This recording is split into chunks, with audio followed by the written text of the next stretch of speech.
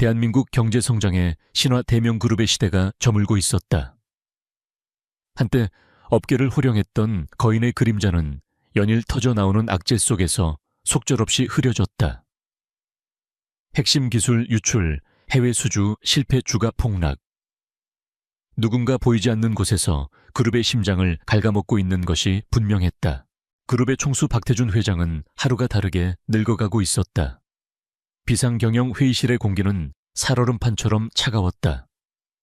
임원들은 서로의 눈치만 살피며 책임 떠넘기기에 급급했다. 그 지옥 같은 혼돈 속에서 유일하게 평정심을 유지하는 사람은 그의 비서 오수진 실장이었다. 회장님, 주주총회 관련 자료 정리해 두었습니다. 그리고 30분 뒤에 은행장과 미팅이 있으십니다. 그녀는 지난 10년간 단 한 번의 실수도 없이 박 회장의 그림자 역할을 해왔다. 그녀의 목소리는 언제나처럼 차분했고 눈빛은 흔들림 없었으며 일 처리는 완벽했다. 박 회장에게 그녀는 단순한 비서가 아니었다. 가족보다 더 믿을 수 있는 유일한 동지이자 무너져가는 왕국을 함께 지탱하는 마지막 버팀목이었다. 회의가 끝나고 박 회장은 지친 몸을 이끌고 집무실로 돌아왔다. 수진은 그런 그의 뒷모습을 잠시 바라보았다. 그녀의 눈빛에는 존경과 안타까움이 담겨 있는 듯했다. 그녀는 조용히 자신의 자리로 돌아와 아무도 보지 않는 틈을 타 휴대폰을 꺼내 들었다. 그녀의 프로페셔널하고 냉철하던 얼굴은 온데간데 없었다. 차갑고 단단한 표정으로 그녀는 짧은 메시지 하나를 작성했다. 계획대로 진행 중. 추가 자료 필요. 메시지를 전송하고 삭제하기까지 걸린 시간은 단 몇 초. 그녀는 다시 완벽한 오수진 실장의 얼굴로 돌아와 박 회장에게 드릴 따뜻한 차를 준비했다. 그날 밤 박 회장은 텅 빈 집으로 돌아왔다. 유학을 마치고 경영 수업을 받고 있는 아들 지훈이 그를 기다리고 있었다. 아버지, 도대체 언제까지 이렇게 당하고만 계실 겁니까? 내부 스파이가 있다는 게 확실한데 왜 아무 조치도 안 하시는 거예요? 젊고 혈기왕성한 아들은 답답함을 토로했다. 그는 아버지가 늙고 나약해졌다고 생각했다. 조용히 해라. 내가 알아서 한다. 박태준 회장의 대답은 짧고 무거웠다. 아버지와 아들 사이의 깊은 골은 그룹의 위기와 함께 더욱 깊어지고 있었다. 다음 날 아침 박태준 회장은 긴급 기자회견을 소집했다. 수백 명의 기자들이 몰려들었고 대한민국의 모든 눈과 귀가 그의 입에 쏠렸다. 아들 지훈과 임원들은 그가 마침내 반격의 카드를 꺼내들 것이라 기대했다. 하지만 단상에 선 박 회장의 입에서 나온 말은 모두의 예상을 완전히 박살내버렸다. 그의 목소리는 슬펐지만 이상하리만치 단호했다. 존경하는 국민 여러분, 그리고 대명그룹을 사랑해주신 모든 분들께 오늘 저는 참담한 심정으로 이 자리에 섰습니다. 그는 잠시 말을 멈추고 터져나오는 카메라 플래시를 정면으로 응시했다. 저희 대명그룹은 오늘부로 법원에 기업 회생 절차, 즉 법정 관리를 신청하기로 결정했습니다. 파산 신청. 그 단어가 발표되는 순간 기자회견장은 거대한 폭탄이라도 터진 듯 아수라장이 되었다. 주가가 폭락하고 회사가 망할 것이라는 아우성이 사방에서 터져 나왔다. 맨 앞줄에 앉아있던 아들 지훈은 믿을 수 없다는 표정으로 아버지를 바라보았다. 그의 눈에는 실망과 분노, 그리고 아버지에 대한 배신감이 가득했다. 평생을 바쳐 이룩한 제국을 싸워보지도 않고 스스로 무너뜨리는 아버지를 그는 결코 이해할 수도 용서할 수도 없었다. 수많은 카메라 플래시 속에서 박태준 회장은 굳건히 서 있었다. 모두가 그의 시대가 끝났다고 생각했다. 그가 모든 것을 포기했다고 생각했다. 하지만 그 누구도 알지 못했다. 이것은 항복이 아니라는 것을. 이것은 자신의 왕국 전체를 미끼로 던져 그림자 속에 숨어있는 배신자를 잡기 위한 한 노예한 승부사의 가장 위험하고도 장엄한 마지막 도박의 시작이라는 것을. 박태준 회장의 파산 신청 선언은 대한민국 재계에 거대한 쓰나미를 몰고 왔다. 대명그룹의 주가는 휴지 조각이 되었고 수십 년간 그룹과 거래해온 협력업체들은 연쇄 부도의 위기에 내몰렸다. 한때 대한민국 경제의 심장이었던 대명그룹 본사타워는 이제 채권당과 실직한 직원들의 절규, 그리고 언론의 무자비한 카메라, 플래시만이 가득한 유령의 성이 되어버렸다. 모든 것이 무너져 내리는 혼돈 속에서 박태준 회장은 대중의 시야에서 사라졌다. 그는 텅 빈 집무실에 홀로 앉아 창밖으로 자신이 평생을 바쳐 이룩한 제국이 해체되는 과정을 묵묵히 지켜볼 뿐이었다. 사람들은 그가 충격으로 쓰러졌다고 혹은 현실을 부정하고 있다고 수군거렸다. 아들 지우는 그런 아버지를 견딜 수 없었다. 그는 아버지를 찾아와 울부짖었다. 싸워보지도 않고 이렇게 무너지는 게 아버지의 방식이었습니까? 평생을 존경했던 제 아버지는 어디로 가신 겁니까? 하지만 박 회장은 아무런 대답도 하지 않았다. 그의 침묵은 아들에게 더 큰 절망과 배신감을 안겨주었다. 결국 지우는 이제 대명그룹도 아버지도 제게는 없습니다. 라는 말을 남기고 집을 나가버렸다. 박태준 회장은 이제 완벽하게 고립된 패배한 늙은 사자처럼 보였다. 이 모든 비극의 현장에서 유일하게 그의 곁을 지키는 사람은 오수진 실장이었다. 그녀는 초인적인 능력으로 모든 것을 처리했다. 성난 주주들과 채권단 앞에서는 회장의 방패가 되어주었고 복잡한 법정관리 절차와 자산 매각 서류들을 한치의 오차도 없이 정리했으며 하루에도 수십 번씩 무너지는 박 회장의 곁에서 그를 위로했다. 어느 늦은 밤 텅 비고 불 꺼진 집무실에 박 회장과 단둘이 남았을 때 그녀는 직접 끓인 따뜻한 죽을 그에게 내밀었다. 회장님, 식사는 하셔야 합니다. 너무 상심하지 마십시오. 모든 사람이 떠나도 저는 끝까지 회장님 곁을 지킬 겁니다. 회장님께서는 제게 단순한 상사를 넘어 아버지와도 같은 분이셨습니다. 그녀의 눈에는 진심 어린 눈물이 고여 있었다. 그녀의 충성심은 이 절망적인 상황 속에서 더욱 빛나는 듯했다. 그녀의 완벽한 연기에 박 회장마저도 순간 가슴이 저며오는 것을 느꼈다. 그녀는 자신의 복수가 거의 완성되었다고 확신했다. 박태준을 사회적으로 그리고 인간적으로 완전히 무너뜨리는 것. 그것이 그녀가 지난 10년간 꿈꾸어왔던 그림이었다. 이제 마지막 한 조각만이 남아있었다. 한편 박 회장은 모두가 잠든 밤 자신의 서재에서 홀로 깨어 있었다. 그는 더 이상 패배한 노인이 아니었다. 그의 눈은 냉철한 승부사의 그것처럼 차갑게 빛나고 있었다. 그의 컴퓨터 화면에는 복잡한 도표와 비밀 파일들이 가득했다. 그의 계획은 치밀했다. 법정 관리를 통해 그는 그룹의 모든 자산을 헐값에 매각하는 것처럼 보였다. 하지만 그가 진짜 노리는 것은 단 하나였다. 대외적으로는 그저 그런 신재생 에너지 기술 특허로 알려져 있지만 실제로는 미래 산업의 판도를 바꿀 수 있는 혁신적인 기술 프로젝트 키메라. 그는 이 기술의 진짜 가치를 아는 사람이 딱 한 명 더 있다는 것을 알고 있었다. 바로 자신의 영원한 경쟁자이자 지금 이 모든 상황을 조종하고 있을 넥소스의 최진혁 대표. 최진혁은 프로젝트 키메라를 손에 넣기 위해서라면 무슨 짓이든 할 인간이었다. 그리고 그 마지막 정보를 최진혁에게 전달해줄 스파이는 반드시 움직일 것이었다. 자산 매각을 위한 마지막 경매가 바로 그 덫이었다. 그의 생각은 정확했다. 같은 시각 최진혁 대표는 자신의 사무실에서 승리의 축배를 들고 있었다. 박태준, 그 늙은 호랑이도 이제 끝이군. 그는 자신의 스파이 오수진에게 비밀 메시지를 보냈다. 이제 마지막 단계다. 경매에 나올 프로젝트 키메라의 최종 기술 사양과 박태준이 설정해놓은 내부 최저 입찰가를 알아내. 그의 미래까지 통째로 삼켜버리는 거야. 마침내 대명그룹의 마지막 자산인 프로젝트 키메라의 특허권에 대한 비공개 경매 날짜가 공고되었다. 그것은 대명그룹의 사망 선고나 다름없었다.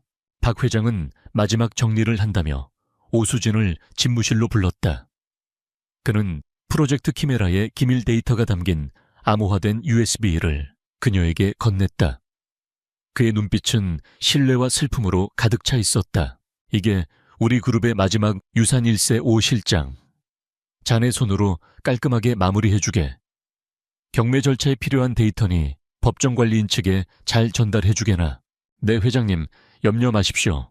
오수진은 비장한 표정으로 USB를 받아들었다.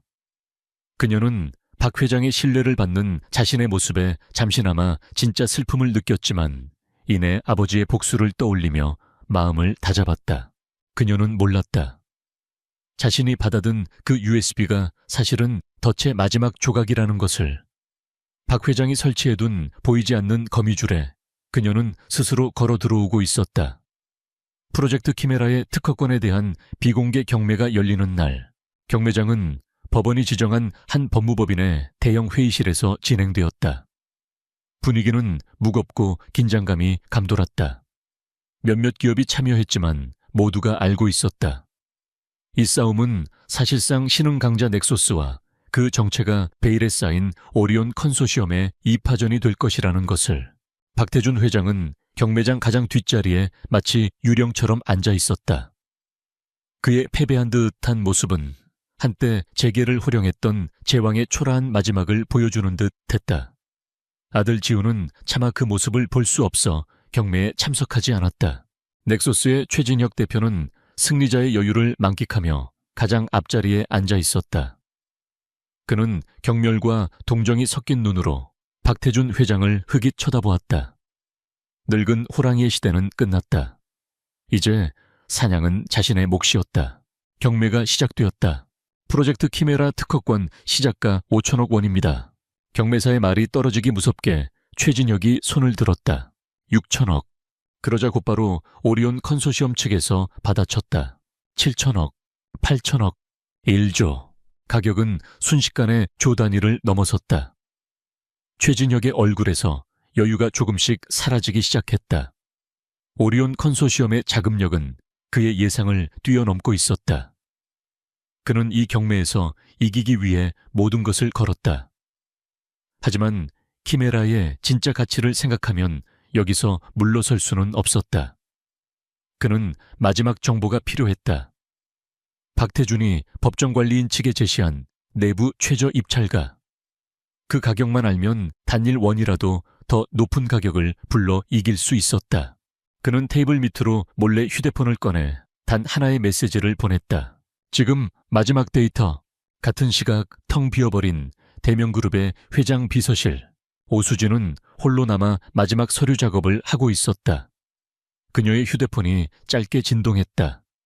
최진혁의 메시지였다. 그녀의 얼굴이 차갑고 단단하게 굳었다.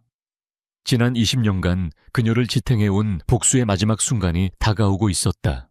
그녀는 며칠 전 박태준 회장이 직접 건넸던 프로젝트 키메라의 기밀 데이터가 담긴 USB를 자신의 컴퓨터에 꽂았다. 화면에는 수많은 파일들이 나타났다. 그녀의 심장은 이상하리만치 차분했다. 아버지의 회사가 무너지고 온 가족이 길거리로 나앉았던 그날의 절망과 분노가 그녀의 피를 차갑게 식히고 있었다. 그녀는 암호를 입력하고 샤이머라 리저브 프라이스라는 이름의 마지막 암호화 파일을 열었다. 그리고 그 안에 담긴 데이터를 최진혁에게 보내기 위한 보안 서버로 전송했다. 전송 버튼을 누르는 그녀의 입가에 희미한 미소가 걸렸다. 끝났다. 박태준의 모든 것은 이제 끝났다. 한편 경매장 근처의 한 오피스텔. 박태준 회장은 경매장에는 없었다. 그는 작은 감시실처럼 꾸며진 방 안에서 노트북 화면을 응시하고 있었다. 그의 눈은 더 이상 패배한 노인의 눈이 아니었다. 그것은 먹잇감을 기다리는 매의 눈이었다. 그의 노트북 화면에는 복잡한 코드로 이루어진 추적 프로그램이 실행되고 있었다. 그가 오수진에게 건넨 USB는 단순한 저장 장치가 아니었다. 그것은 스파이를 잡기 위해 그가 직접 설계한 트로이의 목마였다. 파일이 열리고 특정 데이터가 외부로 전송되는 순간 그 컴퓨터의 모든 정보와 웹캠 영상까지 이곳으로 전송되도록 설계되어 있었다. 그는 자신의 오랜 라이벌이었던 한 부회장을 의심하고 있었다. 그가 스파이일 것이라고 거의 확신하고 있었다. 바로 그때 화면에 경고창이 떴다. 파일 접근, 데이터 전송 완료. 그리고 화면 한쪽에 작은 창 하나가 열리며 실시간 웹캠 영상이 나타났다. 박태준 회장의 숨이 멎었다. 그의 심장이 쿵하고 바닥으로 떨어졌다. 화면 속에 있는 얼굴은 그가 의심했던 부회장의 얼굴이 아니었다. 그것은 지난 10년간 자신의 그림자처럼 곁을 지켰던 그가, 딸처럼 아꼈던 오늘 아침에도 자신의 건강을 염려하며 따뜻한 차를 건넸던 그의 비서 오수진의 얼굴이었다. 그의 손이 가늘게 떨리기 시작했다. 분노가 아니었다. 그것은 영혼이 부서져 내리는 듯한 깊고 시린 배신감이었다. 회사가 무너지는 것은 그의 계획된 전략이었다. 하지만 지난 10년간 쌓아온 신뢰가 무너지는 것은 그의 영혼에 가해진 진짜 죽음이었다. 같은 시각 경매장, 최진혁 대표의 휴대폰에 마지막 데이터가 도착했다. 그의 얼굴에 탐욕스러운 미소가 번졌다. 그는 승리를 확신하며 당당하게 경매 패드를 들어 올렸다. 1조 5천억, 그것은 경매의 끝을 알리는 외침이었다. 카메라는 승리에 도취된 최진혁의 얼굴과 모니터에 비친 배신자의 얼굴을 보며 완전히 무너져 내린 박태준 회장의 얼굴을 교차해서 보여준다. 덫은 작동했고 스파이는 모습을 드러냈다. 하지만 그 승리는 처절한 패배의 맛을 하고 있었다. 경매가 끝났다는 소식이 전해졌다. 넥소스의 최진혁 대표가 프로젝트 키메라를 포함한 대명그룹의 마지막 자산을 모두 낙찰받았다. 언론은 세대교체, 신흥강자의 완벽한 승리라며 떠들어댔다. 박태준의 시대는 공식적으로 막을 내렸다. 박태준 회장은 오피스텔의 감시실에 홀로 앉아 있었다. 그의 눈은 더 이상 경매 결과나 뉴스 속보를 보고 있지 않았다. 그는 자신의 노트북 화면에 떠있는 한 여자의 얼굴만을 뚫어지게 응시하고 있었다. 오수진. 그의 수족이자 그의 딸이었으며 그의 배신자. 화면 속 그녀는 자신의 임무를 완수했다는 듯 차갑고 만족스러운 표정으로 컴퓨터를 정리하고 있었다. 박 회장은 분노보다 더 깊은 영혼이 갈갈이 찢기는 듯한 상실감을 느꼈다.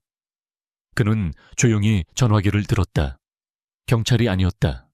대명그룹 빌딩의 보안팀이었다. 아무도 회장 비서실에 들여보내거나 오수진 실장이 건물을 빠져나가지 못하게 막아 그는 직접 가야만 했다. 이 잔인한 연극의 마지막 막을 자신의 손으로 직접 내려야만 했다. 박 회장이 텅 비어버린 대명그룹 본사 로비로 들어섰을 때 그는 마치 폐허가 된 성으로 돌아온 늙은 왕 같았다. 복도에 걸린 그룹의 화려했던 역사와 자신의 젊은 시절 사진들이 이제는 비웃음처럼 느껴졌다. 그는 엘리베이터를 타고 자신의 왕국이었던 가장 높은 층으로 향했다.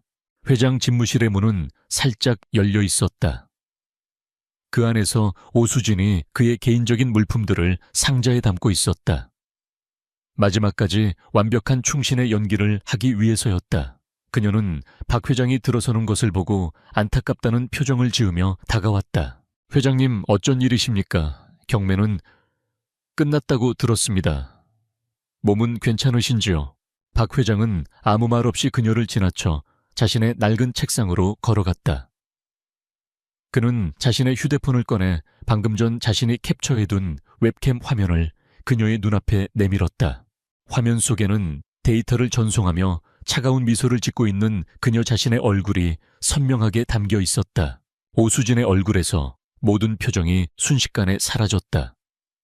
완벽하게 유지되던 충성스러운 비서의 가면이 산산조각 났다. 그녀의 얼굴은 처음에는 경악과 공포로, 그리고 이내 모든 것을 포기한 듯한 차가운 체념으로 바뀌었다. 그녀는 자신이 잡혔다는 것을 알았다. 박 회장의 목소리는 갈라져 있었다. 그것은 분노의 외침이 아니었다. 배신당한 영혼의 나직한 신음이었다. 왜 그랬나, 수진아. 그는 처음으로 그녀를 오 실장이 아닌 수진아라고 불렀다. 그 친근한 호칭이 지금 이 순간에는 그 어떤 비난보다도 더 날카로운 칼이 되어 그녀의 심장을 찔렀다. 10년이야. 내가 자네를 어떻게 믿었는데 왜? 오수진은 잠시 침묵하더니 이내 고개를 들었다. 그녀의 눈에서는 더 이상 존경심을 찾아볼 수 없었다. 그 자리에는 20년간 묵혀온 차가운 증오만이 이글거리고 있었다. 10년이라고 하셨습니까, 회장님? 그녀가 차갑게 웃었다. 저는 당신을 위해 20년을 준비했습니다. 그녀는 자신의 진짜 이야기를 시작했다. 20년 전 그녀의 아버지는 작지만 혁신적인 섬유 기술을 가진 중소기업의 사장이었다. 하지만 그때 무자비한 확장 정책을 펼치던 젊은 시절의 박태준과 대명그룹이 나타났다. 대명그룹은 가격 덤핑 특허 소송, 핵심 인력 빼가기 등 모든 수단을 동원해 그녀 아버지의 회사를 처참하게 짓밟았다. 당신에게는 그저 스쳐 지나가는 수많은 경쟁사 중 하나였겠죠. 당신의 제국을 위한 작은 희생양. 하지만 저에게는 제 아버지였고 제 가족이었고 제 세상 전부였습니다. 그녀의 목소리에는 눈물 대신 얼음 같은 분노가 서려 있었다. 아버지는 평생을 바친 회사가 무너지는 것을 보고 충격으로 쓰러지셨고 1년도 채 되지 않아 화병으로 돌아가셨습니다. 우리 가족은 풍비박산이 났죠. 그날 이후로 제 인생의 목표는 단 하나였습니다. 당신이 가장 신뢰하는 사람이 되어 당신이 가장 소중하게 생각하는 것을 당신의 눈앞에서 똑같이 무너뜨리는 것. 그녀는 박 회장을 똑바로 쳐다보았다. 저는 당신의 회사를 무너뜨린 게 아닙니다, 회장님. 저는 단지 당신이 20년 전에 제게 했던 짓을 그대로 돌려드렸을 뿐입니다. 그녀의 고백을 듣는 동안 박 회장의 얼굴은 복잡한 감정으로 일그러졌다. 개인적인 배신감에 대한 고통은 여전했지만 그 위로 흐릿했던 과거의 기억이 떠오르며 끔찍한 깨달음이 찾아왔다. 그는 그녀가 말하는 그 작은 섬유 회사를 어렴풋이 기억해냈다. 당시 그의 성공 가도에 걸림돌이 되었던 수많은 회사들 중 하나. 그는 그 회사의 사장이 어떻게 되었는지, 그 가족이 어떤 고통을 겪었는지 단 한 번도 생각해 본 적이 없었다. 그는 눈앞에 배신자를 보고 있는 것이 아니었다. 그는 자신이 무자비하게 내뻗은 탐욕의 칼날에 세우러져간 수많은 희생자들의 원혼을 마주하고 있었다. 박 회장은 더 이상 그녀를 비난할 수 없었다. 그는 피해자였지만 동시에 이 모든 비극을 만들어낸 가해자이기도 했다. 가해자와 피해자의 역할이 기괴하게 뒤섞인 이 잔인한 현실 앞에서 그는 할 말을 잃었다. 그는 그저 자신이 만들어낸 복수의 화신을 텅 빈 눈으로 바라볼 뿐이었다. 회장 집무실 안에는 무거운 침묵이 흘렀다. 오수진의 고백이 남긴 증오와 슬픔의 잔향이 공기 중에 떠다니는 듯했다. 그녀는 모든 것을 털어놓은 뒤 오히려 후련한 표정으로 박태준 회장을 마주보았다. 그녀는 자신의 복수가 완성되었으며 이제 그 어떤 처벌이라도 달게 받을 준비가 되어 있었다. 이제 저를 경찰에 넘기시죠. 제 복수는 끝났으니 미련은 없습니다. 그녀의 목소리에는 일말의 두려움도 없었다. 박태준 회장은 그녀를 오랫동안 바라보았다. 그는 분노해야 마땅했다. 평생을 바친 제국을 무너뜨리고 자신의 심장에 칼을 꽂은 배신자이지 않은가. 그는 전화기 한 통으로 그녀의 남은 인생을 감옥에서 썩게 만들 수 있었다. 그것이 당연한 수순이었다. 하지만 그는 그러지 않았다.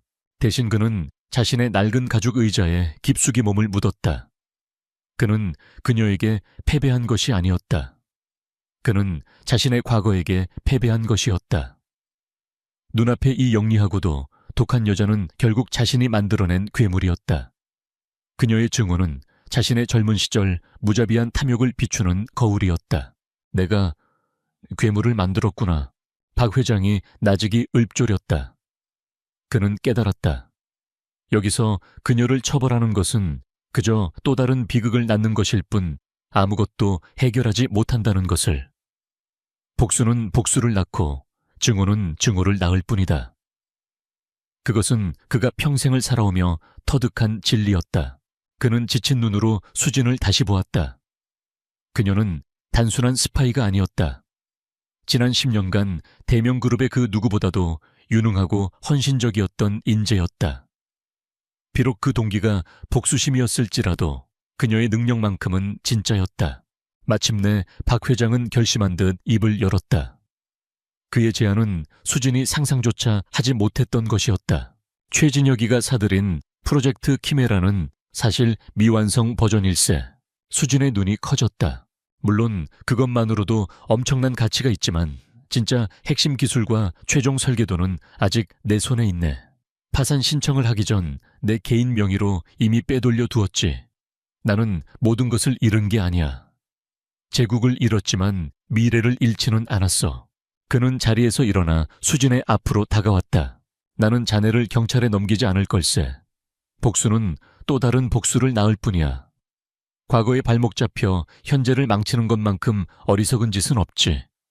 나도 틀렸고 자네도 틀렸어. 그는 수진의 눈을 똑바로 바라보았다. 그러니 나와 함께 새로 시작하지 않겠나. 회장과 비서가 아니라 모든 것을 잃어봤던 두 사람으로서. 우리의 실수와 상처 위에서. 이번에는 무언가 올바르고 더 나은 것을 만들어 보는 거야. 수진은 그 자리에 얼어붙었다. 그녀의 인생을 지배했던 증오와 복수심이라는 거대한 기둥이 이 예기치 못한 용서와 제안 앞에서 와르르 무너져 내리는 것을 느꼈다. 그녀는 평생을 이 남자를 파멸시키기 위해 살아왔는데 그는 이제 그녀에게 함께 미래를 만들자고 하고 있었다. 이것은 그녀의 복수극에 존재하지 않았던 시나리오였다. 그녀는 아무 대답도 하지 못했다. 1년 뒤 서울의 한 지식산업센터에 위치한 작은 사무실. TJ 파트너스라는 간판이 걸려 있었다. 박태준의 태와 오수진의 진을 딴 이름이었다. 사무실 안나이가 들어 이제는 평범한 노인처럼 보이는 박태준과 예전의 차가움 대신 한결 부드러워진 표정의 오수진이 새로운 기술의 설계도를 보며 열띤 토론을 벌이고 있었다. 그들은 더 이상 상사와 부하 직원이 아니었다. 서로의 실수를 누구보다 잘 아는 동등한 파트너였다.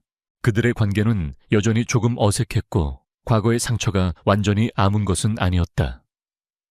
하지만 그들의 눈에는 복수가 아닌 미래를 향한 희망이 담겨 있었다.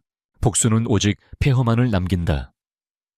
그러나 용서는 아무리 고통스러울지라도 새로운 것을 지을 수 있는 유일한 토대가 된다. 무너진 제국의 잿더미 위에서 상처 입은 두 영혼은 과거를 되풀이하는 대신 다른 미래를 만들기로 선택했다. 그리고 그것이야말로 아마도 진정한 의미의 승리였을 것이다.